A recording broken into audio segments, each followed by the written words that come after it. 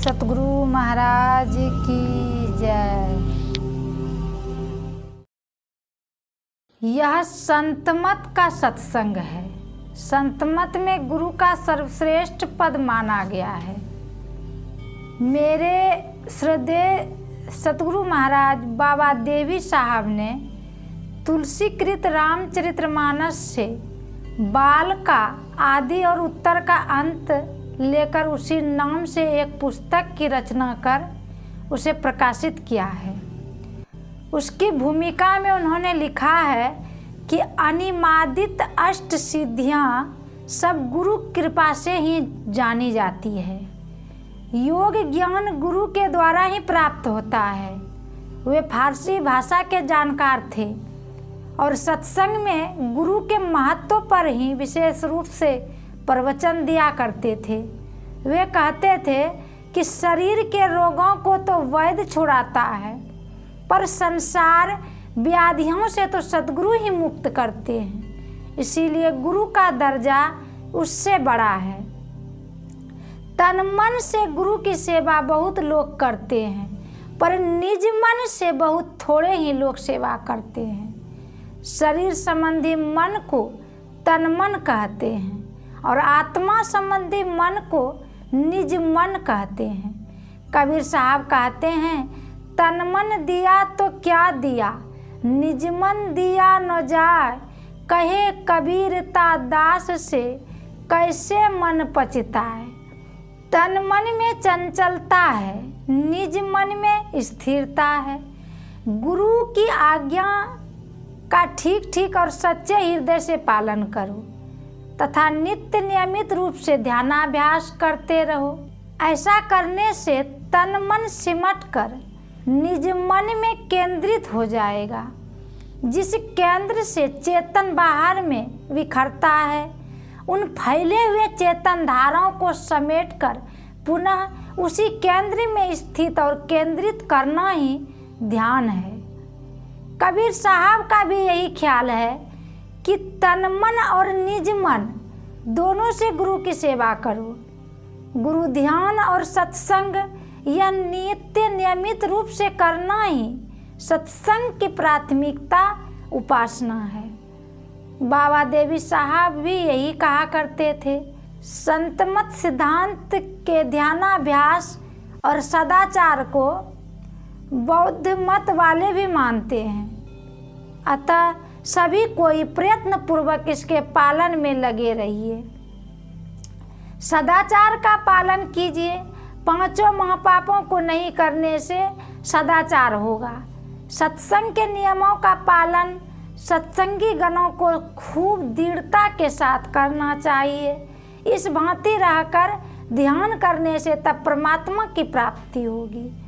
तुलसी साहब, कबीर साहब, गुरु नानक साहब, सुंदर दास जी आदि सभी संतों का विचार है कि गुरु की सेवा करो, गुरु से प्रेम करो और उनसे सदयुक्ति प्राप्त कर नित्य ध्यानाभ्यास करो। त्रय गुण रहित को निर्गुण और त्रय गुण सहित को सगुण कहते हैं। उपासक शक्ति, पोषक शक्ति तथा विनाशक शक्ति को त्रैगुण कहते हैं।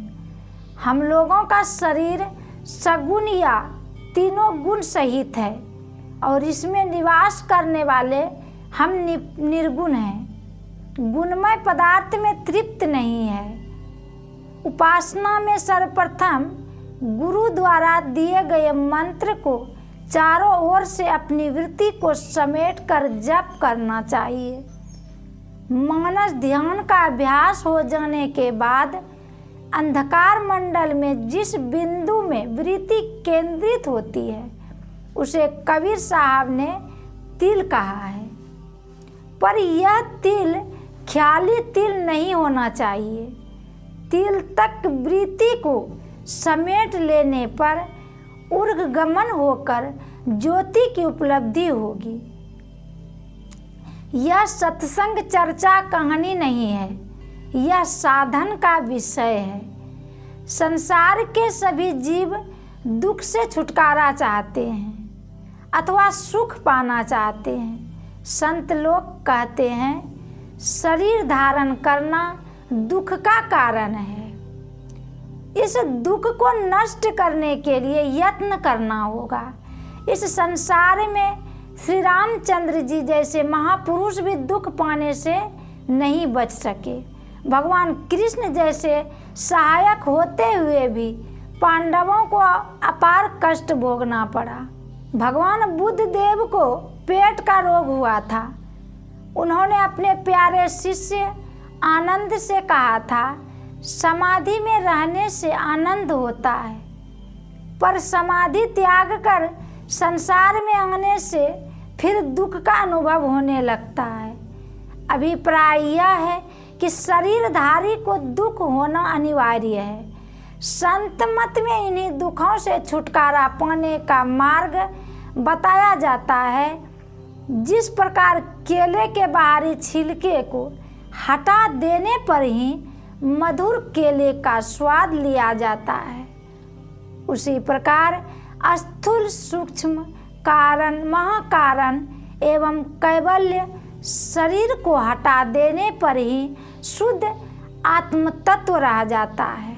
इन आवरणों को हटाना ही दुख से छूटने का एकमात्र उपाय है।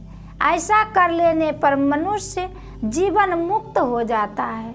जिस प्रकार दूध के मथने पर मक्खन दूध से अलग हो जाता है, फिर वह दूध में नहीं मिलता, उसी भांति जीवन मुक्त इस संसार में निवास करते हैं। परमात्मा में जहाँ तक व्याप्य और व्यापक का भेद है, उसे ब्रह्म कहते हैं। व्यापक और व्याप्य के परे परमात्मा स्वरूप को पर ब्रह्म और अनंत कहते हैं। जो इस परम तत्व या अनंत को प्राप्त करते हैं, वही जीवन मुक्त होता है। इसका ज्ञान सत्संग में ही मिलता है। ऐसे सत्संग में जिनका प्रेम नहीं होता, उनका हृदय मानो पत्थर ही है। लोग कहने लगते हैं कि इस भांति जब सभी जीवन मुक्त ही हो जाएंगे तो यह संसार कैसे रहेगा। हम कहते हैं कि यदि संसार नहीं रहेगा तो हमको या आपको नुकसानी क्या होगी। आप स्वयं जीवन मुक्त बनिए, फिर इसका समाधान स्वयं हो जाएगा। सृष्टि तो परमात्मा की है। आप सबों के जीवन मुक्त हो जाने पर भी उन अनंत को जो करना होगा सो करेंगे।